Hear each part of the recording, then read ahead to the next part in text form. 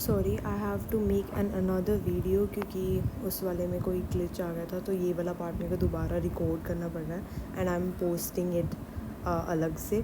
सो मैं बताने वाली थी कि सनसेट एंड सनराइज़ अलग अलग टाइम पे क्यों होता है। सो इस वाले डायग्राम में हम देख सकते हैं कि जो यहाँ पे बच्चा होगा, जो इधर बच्चा खड़ा होगा एंड जो इधर बच्चा खड़ा होगा, ठीक है, इसकी डायरेक्ट लाइन ऑफ साइट ये है।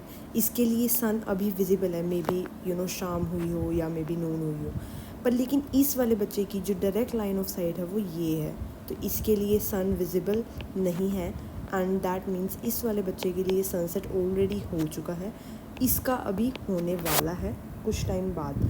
तो अब ये क्यों हो पा रहा है? क्योंकि हमारा अर्थ स्फेरिकल मतलब गोल शेप में है, इसी वजह से sunrise and sunset different times पे हो पा रहा है। Then we have lunar eclipse, the earth circular shadow falls on the moon. तो देखिए ल्यूनर एक्लिप्स में क्या होता है कि यहाँ पे सन है, इधर बीच में हमारा अर्थ आएगा एंड इधर हमारा मून आएगा, तो इसकी शैडो ऑब्वियसली पीछे से लाइट लग रही है तो शैडो यहाँ पे होगी, मून के ऊपर गिर रही है, अर्थ की शैडो मून के ऊपर गिर रही है जो कि हमें गोल नज़र आ रही है। तो अगर किसी ऑब्जेक्ट की शैडो भी सर्कुलर है दैट मीन्स वो बॉडी भी सर्कुलर होगी, स्फेरिकल है। तो ये ल्यूनर एक्लिप्स को अभी हम आगे पढ़ेंगे, इसके फेजेस वगैरह कैसे होते हैं, साइकिल क्या होती है, आगे आएगा ये टॉपिक। फ़िलहाल के लिए यू शुड नो कि ऑर्डर ये होता है कि पहले सन आएगा, फिर अर्थ आएगा, फिर मून आएगा ल्यूनर एक्लिप्स में। हो गया, समझ में आ गया?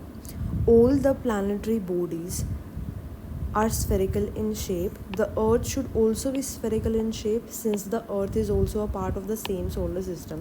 तो देखिए अगर एक सोलर सिस्टम में जो पुराने टाइम में लोग मतलब महर्षि वगैरह थोड़ी बहुत ही रिसर्च करते थे, तो उन्हें ये पता था कि कुछ हेवनली बॉडीज़ जो उन्होंने देखी थी वो गोल हैं, ठीक है।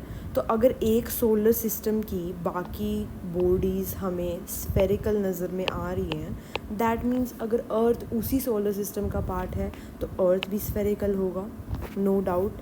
तो बस इसमें ये सिंपल सी है कि अगर एक सोलर सिस्टम की अदर प्लानिटरी बॉडीज स्फेरिकल हैं तो हमारा अर्थ भी स्फेरिकल होगा। फिर हम चलते हैं अपने नेक्स्ट टॉपिक पे जो कि है लैटिट्यूड। अब इसका बताती हूँ मैं कि लैटिट्यूड और लॉन्गिट्यूड जो है हमने बचपन में लाइक किया था, उसमें कोई एंगुलर डिस्टेंस वगैरह की कोई बात नहीं थी। सिंपल सा टीचर्स ने हमें क्या बताया था कि ये अगर इक्वेटर है, 0 डिग्री इक्वेटर है, तो ये जो हॉरिजॉन्टल लाइंस हैं इन्हें तो हम कहते हैं लैटिट्यूड्स। और अर्थ की सेंटर मतलब नॉर्थ पोल और साउथ पोल में से मतलब जो स्टार्ट नॉर्थ या साउथ पोल से होती है और एंड वहीं पर होती है, ऐसे vertical lines, these vertical lines are longitudes, ठीक है, ये बताया गया था। पर लेकिन अगर मेंस में सिंपल सा क्वेश्चन आ जाए कि define longitude and latitude and their significance, फिर आप ये नहीं लिख सकते ना कि horizontal lines are latitudes and vertical lines are longitudes, आपको एक डेफिनेशन देनी पड़ेगी।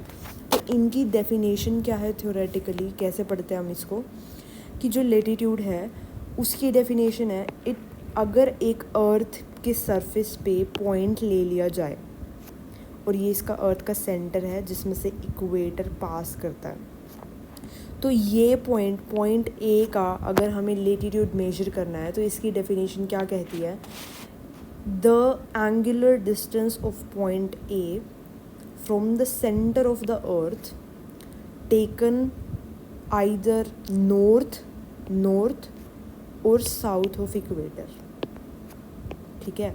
तो ये एंगुलर डिस्टेंस है, ऐसे रेडियस या कुछ नहीं, एंगुलर डिस्टेंस। अगर ये हमारा 0 डिग्री इक्वेटर है तो इसका इस वाले पॉइंट का लैटिट्यूड एक एंगुलर डिस्टेंस है इक्वेटर के या तो नॉर्थ की साइड काउंट करेंगे या फिर साउथ की साइड। दैट मीन्स अगर मान लो ये दो ओवरलैपिंग लाइंस है, इनको ओपन किया जा रहा है लाइक दिस, ऐसे, फिर ऐसे, ठीक है। तो ये ऐसे इस डायरेक्शन में जो ये एंगल बनेगा तो इसको हम कह रहे हैं लेटीट्यूड। तो लेटीट्यूड की डेफिनेशन तो होगी कि angular distance of point A from the centre of the earth either north और साउथ ऑफ द इक्वेटर। अब इसी से थोड़ा सा ट्विस्टेड डेफिनेशन है हमारा लॉन्गिट्यूड का।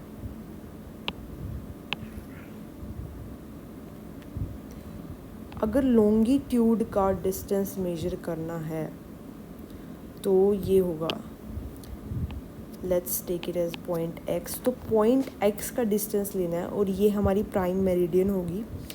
अब देखिए प्राइम मेरिडियन क्या है, पहले मैं बताती हूँ कि जैसे लेटीट्यूड्स में हमारे पास एक थ्रेश होल्ड कुछ भी मेजर करने के लिए इक्वेटर है कि इक्वेटर 0 डिग्री है, इसके नॉर्थ साउथ में ऐसे ऐसे करके एंगल बढ़ता रहेगा। मान लो ये 20 हो गए, 30 हो गए, ऐसे ऐसे करके यहाँ पोल्स पे 90 डिग्री हो जाता है। We have a threshold to measure these latitudes. पर लेकिन लॉन्गिट्यूड में क्या, हम कहाँ से कौन से वाली लाइन को as a first line count करें ताकि उसके थ्रेश होल्ड को लेते हुए उसको एज अ रेफरेंस पॉइंट या फिर रेफरेंस लाइन रखते हुए हम बाकी लॉन्गिट्यूड्स का मेजरमेंट करें। तो हमने वो क्या ली हुई है, प्राइम मेरिडियन। प्राइम मेरिडियन इस ये यूके से पास करती है, ग्रीनविच नाम की एक जगह है, उधर से पास करती है। इस लाइन को हमने एज 0 डिग्री ले रखा है। तो इसके मेजरमेंट में जो लेफ़्ट या राइट होती है हम लॉन्गिट्यूड्स एंड उसको मेजर करते हैं। तो लॉन्गिट्यूड की डेफिनेशन क्या होगी, अगर पॉइंट एक्स का लेना है दैट इसका डेफिनेशन ये बनेगा फिर कि the angular distance of point X from the centre of the earth taken east और west of prime meridian. Easy है। अब इसमें आपको 2D फिगर में समझ में नहीं आएगा, let me show you other picture. इसमें देख सकते हैं, इसमें मैं आपको समझाती हूँ कि लेटीट्यूड पहले हम मेजर कर रहे थे। मान लो ये 30 डिग्री पॉइंट है जो इसका लेटीट्यूड मेजर करना है, ये सेंटर ऑफ द अर्थ हो गया एंड ये हो गया हमारा इक्वेटर की लाइन, ठीक है।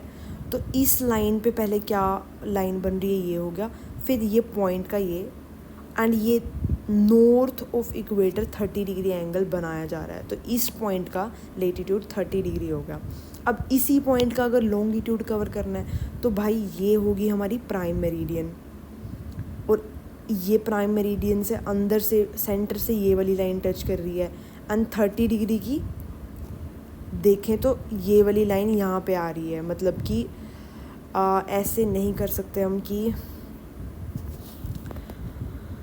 How do I tell you कि मतलब इसको हम फ्लैट ले सकते हैं क्योंकि हमने जस्ट सेंटर है ना जो इक्वेटर के उसके ऊपर जो बन रहा है वो वाला एंगल मेजर करना है। क्योंकि अगर इधर भी देखें, यार आपको मैं 3D में कैसे बताऊँ कि बस ये वाला एंगल है ना प्राइम मेरिडियन के, ये आप वेस्ट में लोगे ये कितना एंगल बन रहा है वो इसका लॉन्गिट्यूड हो गया। डू यू गेट इट और नॉट। एक बार और कर लेते हैं हम कि ये जो सारा पोर्शन आपको नज़र में आ रहा है, ठीक है, इसी में लेटीट्यूड और लॉन्गिट्यूड दोनों छिपे हैं। तो पहले हम लॉन्गिट्यूड देखते हैं इस वाले पॉइंट का। इस वाले पॉइंट का लेटीट्यूड कैसे होगा, नॉर्थ और साउथ ऑफ इक्वेटर। अब ये नॉर्थ में पड़ता है तो ये एंगल कितना बना, ये एंगल कितना बना, इस आर्क का एंगल कितना है 30 डिग्री। Got it. अब इसी पॉइंट का सेंटर ऑफ द अर्थ में आप ये सेंटर ऑफ द अर्थ से ये है लॉन्गिट्यूड आपने मेजर करना है। तो ये वाला आर्क, ये वाली आर्क कितनी बनी, ठीक है, ये बनी 90 डिग्री की। तो ये इसका लॉन्गिट्यूड हो गया 90 डिग्री जो यहाँ पे लिखा भी है। तो एक बार डेफिनेशन पढ़ते हैं हम, कहाँ लिखी है। Latitude, it is the angular distance of a point on Earth's surface measured in degrees from the center of the Earth towards north and south of equator. I have told you. फिर आता है parallels of latitude, जो इनको ये जो सारी lines होती है इनको एज अ ग्रुप हम parallels of latitude कहते हैं। ये एक दूसरे के पैरेलल होती है, और जैसे जैसे इक्वेटर से नॉर्थ साइड में जाते जाएंगे इनका जो रेडियस है वो कम होता जाएगा, पर लेकिन ये स्टिल एक दूसरे से पैरेलल रहेंगी। एंड इनके like circle 1 and circle 2 and circle 3, इनके बीच का ये वाला जो डिस्टेंस है, ये वाला जो डिस्टेंस है, ये वाला, ये हमेशा सेम रहेगा, ये चेंज नहीं होता। तो यहीं पे ये सब लिखा है कि the parallels of latitude are imaginary lines, क्योंकि ऑब्वियसली ये अर्थ पे नेचुरली बनी नहीं हुई, ये हमने अपनी कैलकुलेशंस के लिए इमेजिनरी लाइंस को बनाया है ताकि पॉइंट्स एंड नेविगेशन में काम आए। On the globe connecting the places with the same latitude. अब देखिए, अगर ये एक लाइन है 20 डिग्री लैटिट्यूड की, तो इस लाइन के ऊपर जितने भी पॉइंट्स पड़ते हैं इन सब का लैटिट्यूड 20 डिग्री है। दैट मीन्स ये लाइन उन प्लेसेस को कनेक्ट कर रही है जिनका लैटिट्यूड सेम है, बस उसी को उल्टा लिख दिया। और फिर आता है they are always parallel to the equator and also parallel to one another. I have told you the length of each latitude decreases towards the pole and the distance between two latitudes always remain the same। तो ये हो गया हमारा। फिर longitude हम मैंने समझाया था, इसकी डेफिनेशंस पढ़ लेते हैं। Angular distance of a point east और वेस्ट ऑफ प्राइम मेरिडियन, जिसको हमने लिया था 0 degree longitude. The meridians of longitude, अब इसको एज अ ग्रुप हम मेरिडियंस कहते हैं। Meridians of longitude are semi circles running from pole to pole connecting places of the same longitude. तो ये देख रहे हैं आप लॉन्गिट्यूड, ये सारे सेमी सर्कल्स है। अगर इसको हम पूरा ऐसे सर्कल करके ज्वाइन करेंगे एक सर्कल बनेगा, पर एक लॉन्गिट्यूड नॉर्थ से अगर स्टार्ट हो रहा है, साउथ में वो एंड हो रहा है, तो वो एक सेमी सर्कल का, पूरे सर्कल का हाफ है, जिसे हम सेमी सर्कल कहते हैं। The longitudes are not parallel to each other. Obviously इस पिक्चर में हमें दिख रहा है कि ये पैरेलल नहीं है। इक्वेटर पे इनके बीच में सबसे ज़्यादा डिस्टेंस है, और जैसे जैसे ये पोल्स में कन्वर्ज होते हैं, एक पॉइंट में जाके ये कन्वर्ज होते हैं, इस वाले पॉइंट में एंड इस वाले पॉइंट में। तो जैसे जैसे ये इक्वेटर से पोल्स की तरफ जाते हैं, तो इनके बीच का ये जो डिस्टेंस है ये कम कम कम कम होता जाएगा, एंड ये एक पॉइंट पे कन्वर्ज हो जाएंगे। पर इन सारे लॉन्गिट्यूड्स की लेंथ सेम होती है, क्योंकि ये सारे सेमी सर्कल्स हैं। तो फिर the distance between two meridians of longitude decreases from equator to the pole, and the meridians of longitude are of the same length, क्योंकि वो सारे semi circle हैं। The distance between 1 degree of longitude at equator is maximum and is equal to 111 kilometre. तो equator में जो दो longitudes like 1 degree longitude के, ऐसे 1 डिग्री लॉन्गिट्यूड हो गया ये, एंड ये 2 डिग्री लॉन्गिट्यूड हो गया, तो इनके बीच में जो डिस्टेंस है मैक्सिमम इक्वेटर पे होगा, जो कि 111 किलोमीटर्स है। फिर हम आते हैं ग्रेट सर्कल पे, कि ग्रेट सर्कल होता क्या, इसका भी मैं बताती हूँ। ग्रेट सर्कल एक्चुअल में क्या होता है कि ये हमारा अर्थ है। अब इस अर्थ पे लेटीट्यूड्स के बीच में जो है एक इक्वेटर ऐसा सर्कल बनेगा जो कि ग्रेट सर्कल है। एक ग्रेट सर्कल वो सर्कल होगा, एक वो इमेजिनरी सर्कल होगा जो हम अपने अर्थ के अराउंड ड्रॉ करेंगे। तो उसकी कैरेक्टरिस्टिक्स क्या होगी कि एक तो वो अर्थ को एग्जैक्टली हाफ में डिवाइड करता हो, और वो बाकी सर्कल से सबसे बड़ी सर्कमफ्रेंस वाला सर्कल होना चाहिए। अब देखो, अगर मान लो ये इक्वेटर है, ये तो डेफिनेटली 2 इक्वल हाफ्स में कन्वर्ट कर रहा है इसको, northern hemisphere and southern hemisphere. तो अगर इससे कोई छोटा अगर मैं सर्कल लूँ, अब ये अर्थ को 2 पार्ट्स में डिवाइड तो कर रहा है, बट इक्वल तो नहीं है, ये वाला बड़ा है, ये वाला छोटा है। तो ग्रेट सर्कल की कैरेक्टरिस्टिक्स ये होगी कि एक तो इक्वल हाफ्स में कन्वर्ट करे, वो काटे अर्थ को इक्वल हाफ्स में काटे, एंड उसकी जो सर्कमफ्रेंस है जो कि 2πr है वो मैक्सिमम होनी चाहिए। ओब्वियसली मैक्सिमम ही होगी, क्योंकि अगर हम इससे छोटा, इस सर्कमफ्रेंस से छोटा कोई भी सर्कल लेंगे वो काटेगा 2 पार्ट्स में, पर लेकिन वो 2 पार्ट्स इक्वल नहीं होंगे। तो ग्रेट सर्कल ये होता है। अब आप एक क्वेश्चन पूछती हूँ, वीडियो पोस्ट करके उसका आंसर देना है, एंड फिर दोबारा से रीप्ले करके चेक करना है कि क्या आपका आंसर ठीक है कि नहीं। तो क्वेश्चन ये है कि एक अपने अर्थ पे कितने ग्रेट सर्कल्स ड्रॉ किए जा सकते हैं, बताइए। Pause the video and then check your answer. तो जिन्होंने बोला कि इनफाइनाइट ग्रेट सर्कल्स हो सकते हैं उनका ठीक है, जिन्होंने कुछ भी इसके अलावा आंसर दिया है वो गलत है। क्यों? कि देखिए लेटीट्यूड्स इस डायरेक्शन में है, इस डायरेक्शन में तो एक ही सर्कल है, पर लेकिन क्या आप नेक्स्ट सर्कल अपना दूसरी डायरेक्शन में नहीं ले सकते? हमें तो बस सबसे बड़ी सर्कमफ्रेंस का चाहिए, कोई डायरेक्शन की तो कंडीशन लगाई नहीं है, सिर्फ दो कंडीशन है, इक्वल हाफ में कन्वर्ट काटे और मैक्सिमम सर्कमफ्रेंस हो। तो वो तो हमारी यहाँ से भी हो सकती है कि अगर ऐसे काटा तो ये इक्वल हाफ्स हो गए, ऐसे काटा तो ये 2D में नहीं है, ये सर्कल ऐसे पूरा इसके चारों ओर होगा, ऐसे काटा तो ये होगा। और अब लॉन्गिट्यूड्स में देखें तो लॉन्गिट्यूड्स पहले हम डेफिनेशंस में पढ़ा था कि ये सेमी सर्कल्स हैं। तो हर एक जो लॉन्गिट्यूड है हमारे अर्थ के ऊपर वो एक ग्रेट सर्कल का हाफ है इसको, क्योंकि अगर किसी भी लॉन्गिट्यूड को मान लो इस वाले को उठाएं, इस वाले को उठाएं, इसको पूरा करेंगे तो ये इक्वल हाफ्स में कन्वर्ट करेगा। तो लॉन्गिट्यूड्स ऑलरेडी सारे ग्रेट सर्कल के हाफ हाफ पार्ट है, अगर उसी लॉन्गिट्यूड को पूरा एक्सटेंड कर दें तो वो एक ग्रेट सर्कल बना देगा।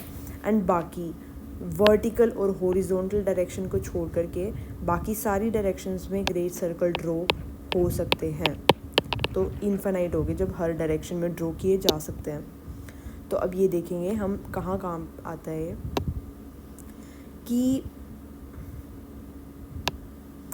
a circle with longest possible circumference drawn on the earth, it should divide the earth in two equal halves, and along the latitudes the equator is the only great circle, and every meridian, that is every longitude, meridian of longitude forms a part of a great circle. One can draw an infinite number of great circles on the globe. अब इसकी important application क्या है navigation में? वो कैसे होती है कि अगर हमारा अर्थ ये है, अब एक्चुअल में ये डायग्राम 2D है बट रियलिटी में ये एक 3D ऑब्जेक्ट है जो कि स्फेरिकल शेप का है। तो 2D में अगर हम इमेजिन करते हैं कि मैप्स में दो पॉइंट्स के बीच का शॉर्टेस्ट डिस्टेंस ये होगा तो हम गलत हैं। ऐसे दो पॉइंट्स के शॉर्टेस्ट डिस्टेंस कुछ ऐसे एक आर्क होगी, because you have to keep that in mind कि हम एक स्फेरिकल बॉडी की बात कर रहे हैं, ना कि एक 2D सर्कल की। तो ये जो आर्क है, ये आर्क हमेशा ग्रेट सर्कल, किसी एक ग्रेट सर्कल का ना पार्ट बन रही होगी। तो किसी भी दो पॉइंट में अगर हमने सबसे छोटा एरोप्लेन के लिए डिस्टेंस ढूंढना है, या फिर ओशंस में अगर शिप के लिए शॉर्टेस्ट डिस्टेंस ढूंढना है किसी दो पॉइंट्स के बीच में, तो हमने क्या करना है कि उन दो पॉइंट्स में से कौन सा ग्रेट सर्कल पास हो रहा है उसको देखना है, एंड जो वो आर्क बनेगी वो आर्क आपका शॉर्टेस्ट डिस्टेंस होगा। तो ये नेविगेशन में काम आता है। तो दैट मीन्स जो हर प्लेन उड़ रहा है वो ग्रेट सर्कल्स के ऊपर उड़ता है to save their fuel. The shortest distance between two locations on the earth always lie on a great circle, यही मैंने आपको अभी समझाया। फिर हम आते हैं अपने नेक्स्ट टॉपिक पे जो है rotation of the earth. Revolution next वाली वीडियो में होगा। Rotation is the movement of the earth on its own axis. तो axis of rotation, orbital plane, ये सब मैं आपको समझा देती हूँ डायग्राम में। देखिए रोटेशन और रेवोल्यूशन में फ़र्क क्या है कि जो रोटेशन है वो एक ही, मान लो ये पॉइंट आप अपने एक शीट रख लीजिए ज़मीन पे, उस पर एक्स लिख दीजिए, वो आपका पॉइंट एक्स हो गया। अब उसी शीट के ऊपर खड़े खड़े आपने घूमना है, तो आप कोई डिस्टेंस कवर नहीं करे, आप बस वहीं पे खड़े होकर ना, यहीं पे खड़े होकर अपने पैर, जैसे अभी आपके पैर इस डायरेक्शन में हैं, फिर इस डायरेक्शन में हैं, फिर इस डायरेक्शन में है, तो वहीं पे खड़े खड़े हो करके आप घूमे जा रहे हैं, आप कोई डिस्टेंस कवर नहीं कर रहे। तो ये तो होगी रोटेशन। अब आपको बोल दे कि जो आपकी स्टडी टेबल की चेयर है इसके चारों ओर चक्कर लगाना है, ये ऐसे ऐसे ऐसे ऐसे, तो ये होगी हमारी रेवोल्यूशन। Got it. तो रेवोल्यूशन में हमारा डिस्टेंस कवर हो रहा है। चक्कर मतलब अगर हिंदी की लैंग्वेज में बोले तो गोल गोल इसमें भी घूम रहे, इसमें भी घूम रहे, पर इसमें कोई वो नहीं हो रही हमारी, डिस्टेंस कवर नहीं हो रहा, इसमें हमारा डिस्टेंस कवर हो रहा है। तो ये आपको इतना समझ में आ गया कि रोटेशन और रेवोल्यूशन में फ़र्क क्या है। फिर मैंने बताना है कि एक्चुअल अर्थ की रोटेशन का क्या चक्कर है। जो हमारा अर्थ है वो अपनी एक्सिस पे ना घूम रहा है। कैसे? ऐसे मान लो कि ये इसकी एक्सिस है, ये ऐसे ऐसे ऐसे ऐसे ऐसे ऐसे ऐसे घूम रहा है, ये ऐसे, इसको रोटेशन कहते हैं, rotation of the earth. This is the rotation of the अर्थ। पर लेकिन ये इस वाली एक्सिस के ऊपर नहीं घूम रहा है, जो कि परपेंडिकुलर है इसके प्लेन से, ऑर्बिटल प्लेन से परपेंडिकुलर एक्सिस में नहीं घूम रहा है। जो हमारी अर्थ की रोटेशनल एक्सिस है वो थोड़ी सी टिल्टेड है।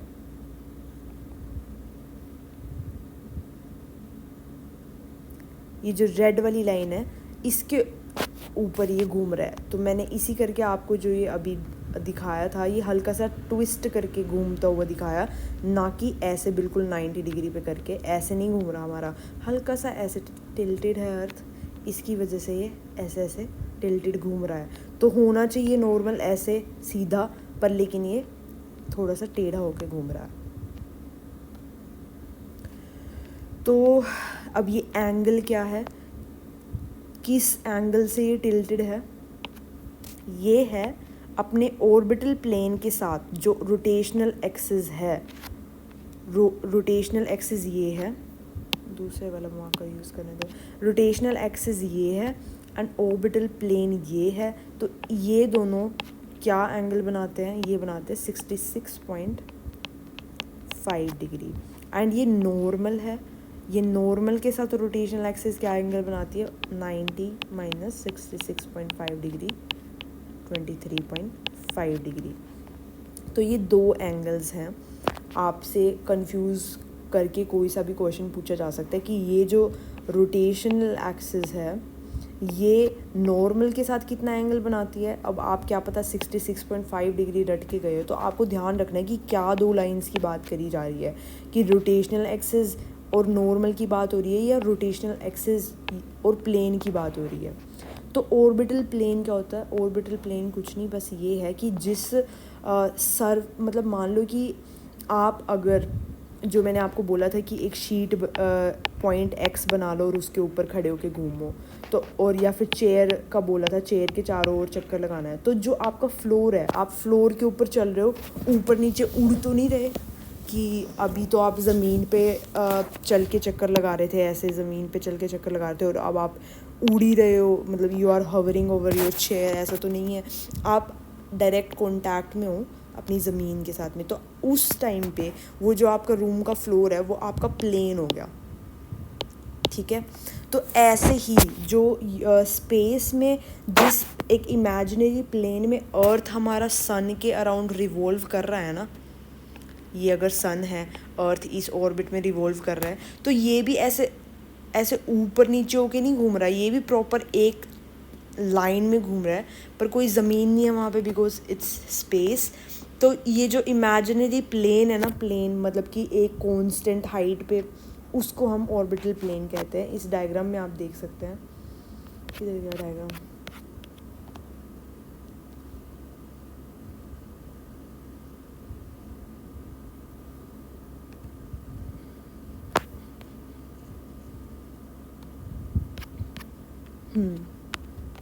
ये रहा।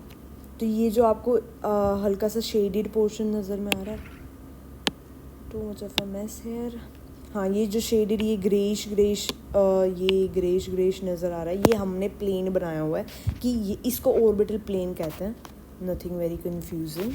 तो ये हमारा ऑर्बिटल प्लेन हो गया।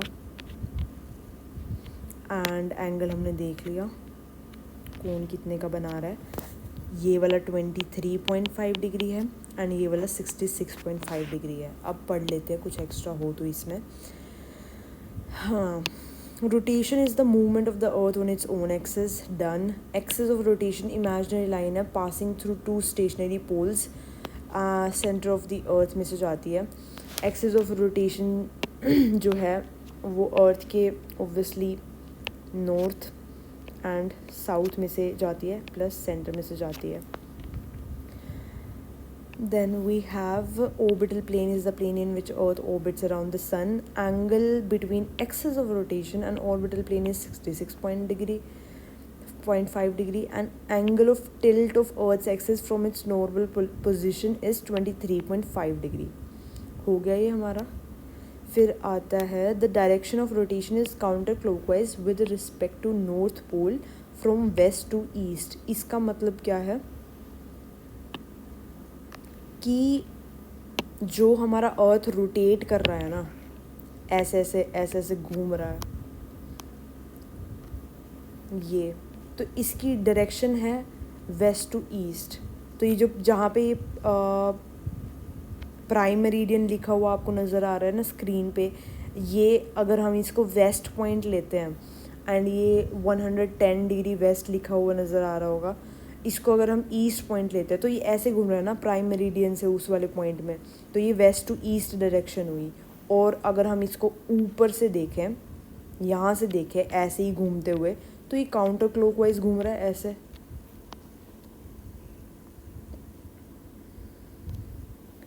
तो इसी करके ये बोला गया है कि अगर ये ऐसे ऐसे ऐसे ऐसे घूम रहा है इस डायरेक्शन में, तो ये अगर वेस्ट लेते हैं, ये अगर ईस्ट लेते हैं, तो इसकी डायरेक्शन अगर हम ऐसे फ्रंट में से देख रहे हैं इसको अपनी आँखों के सामने से, तो ये वेस्ट टू ईस्ट जा रहा है।